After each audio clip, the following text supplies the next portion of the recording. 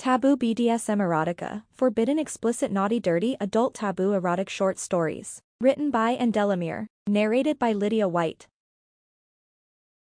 Erotica 1. About a week after my first contact with my new neighbors and after plenty of fucking both of them, Macy invited me to go with her to watch Rosie at her athletics practice. Okay, it wasn't a dream date, but I had to show some support. Macy also helped out at the track which, I was pleasantly surprised to see, consisted of all female athletes, scantily clad in tight shorts and even tighter vests. After watching various girls perform their particular sporting prowesses, I made my way to the water cooler for a drink. Rosie was there with a tall, slim girl.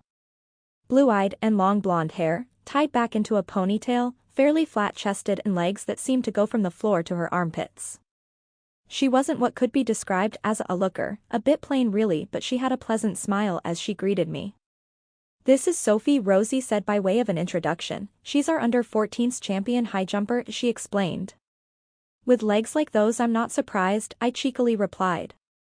Rosie's jaw dropped in mock surprise at my comment before responding. "Yeah, and I bet I know where you like her to wrap her legs." Sophie blushed and pushed Rosie's shoulder as if to tell her off. "Yeah," Rosie said, "Dave here likes jumping, just not the same sort as you," she addressed her friend. "He prefers the long jump and he's not bothered where he lands," she laughingly continued, pointing to her pussy with one hand and her ass with the other. Sophie again blushed, turned and stormed away from us. "Rosie, you are too much," she said as she sauntered off. Rosie and I made our way over to the high jump area where Sophie was standing. We stood well back so as not to distract her. Macy was coaching. She had on a tight pair of liquor leggings and a vest which made her ample bosom seem even larger. The bar was set high, higher than my head, and Sophie made 3 attempts at jumping it, all resulted in failure. "We're gonna have to loosen you up if you wanna make that jump," Macy yelled at her.